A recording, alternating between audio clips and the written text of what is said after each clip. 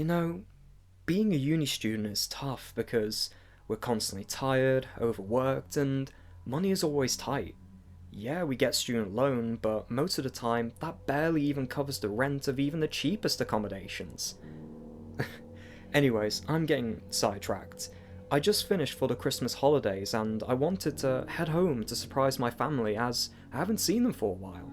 And spend some quality time with them.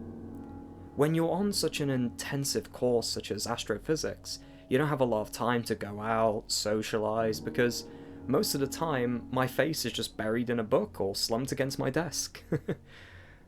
Like I already mentioned, I didn't have a lot of money. In fact, I was pretty much piss poor. I didn't have a car, so I decided to go home on the train. It's a lot faster than the coach, and the train station itself was only a 5-minute walk away from my house, so it seemed like the best option.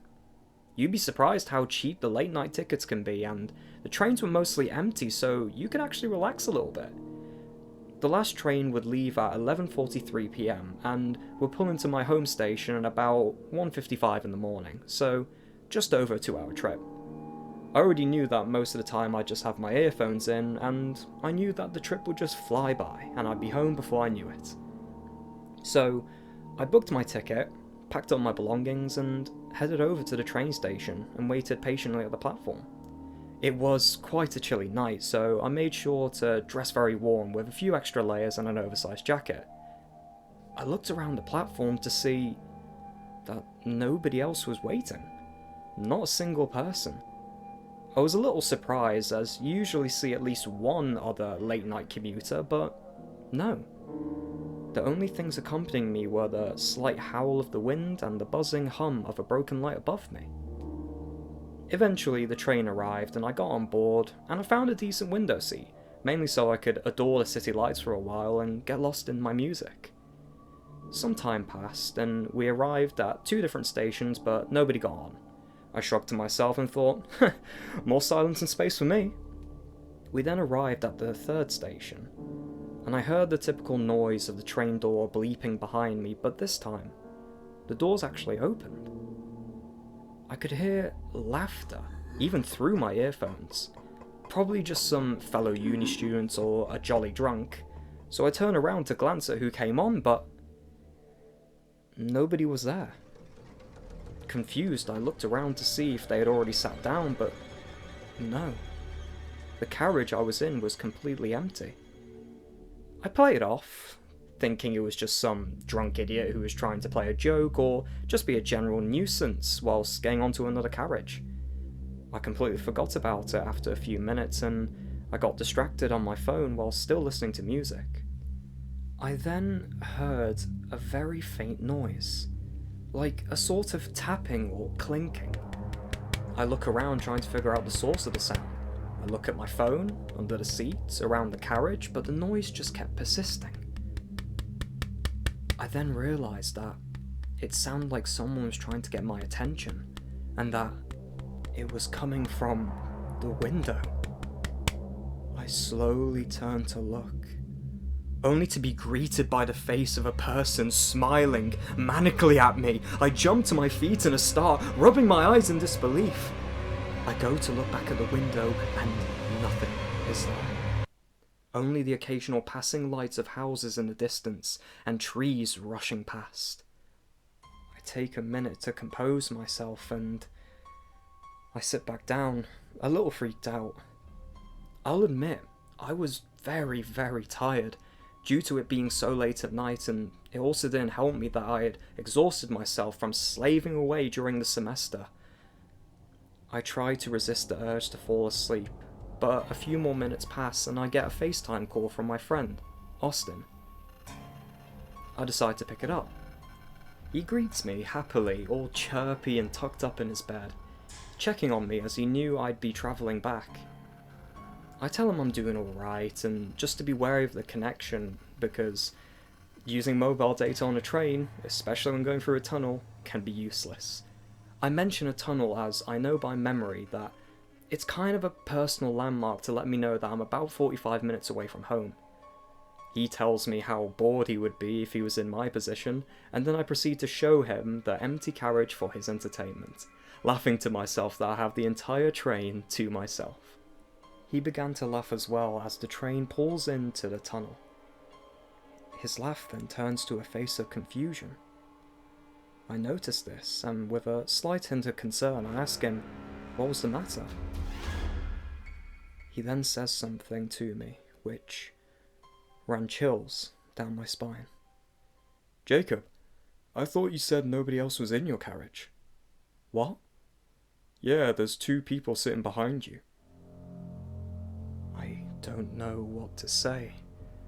I look into the phone screen and I see an elderly couple sitting across and behind from me, waving into the camera with an exaggerated, elongated smile. At this very moment, the phone begins to glitch and the connection is lost. I spin around to look at the couple and, again, nobody is there. At this point, I thought my mind was playing tricks on me because of my exhausted state, so I decided to set a few alarms for 5 minutes before I needed to get off at my stop. I slump into my seat and try to stop my heart from racing, trying to dismiss the events that I've just witnessed. I don't remember how much time passed, but I remember groggily waking up to a noise. But it wasn't the sound of my alarms. It was the sound of heavy footsteps. I close my eyes shut again, and keeping them shut tightly, these footsteps move closer and closer to my seat, and then stop right next to me. I suppress the urge to scream and my body tenses up, when suddenly I feel a hand tap my shoulder. I scream out in fear and open my eyes, nearly in tears, to see the concerned face of the train conductor. Whoa, sorry bud, didn't mean to scare you. Just need to check your tickets, please. I sigh in embarrassment and apologise to him, but he laughs it off and I show him my online ticket. Ah, nice one, mate. Your stop should just be in a couple of minutes. Then you can have a proper sleep, can't you? I nod with a smile and thank him. He smiles back and then walks away. After he leaves, I collect all my belongings and double check my phone. Yep, just under 10 minutes to go. At least now I was fully awake. I disable all the alarms and bring my things next to the door of the train. Ready to go home, finally. But after a few seconds I hear something. Laughter. The same laughter I heard earlier. It was not a pleasant chuckle, it was deep, raspy, and cold. It was then accompanied by what I can only describe as shrieking, like someone escaped from a mental asylum. More noises began to surround me, engulfing me in some sort of twisted symphony of the damned. I clasped my hands onto my ears, trying to drown out the noise, but it only got louder and more intense. It was deafening. All my senses were in a frenzy until it all stopped. The only noise I heard was the beeping of the train door as I opened my eyes. The conductor popped his head through one of the doors at the far side of the carriage. Hey bud, this is your stop. Get back safely, alright? I barely even acknowledged him as I opened the door and practically fumbled out of the train. I looked back to see him smile and wave from the other carriage. I collected my breathing and loosened up to smile and wave back as enthusiastically as I could from my drained manner.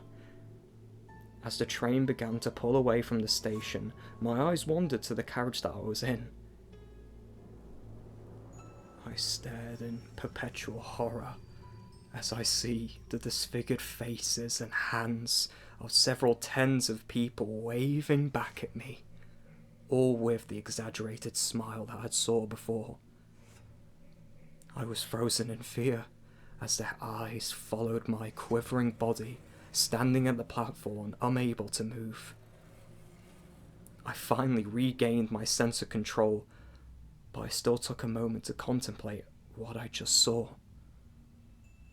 Once the train had fully left the station, I quickly headed back to my home to be greeted by my parents and younger sister.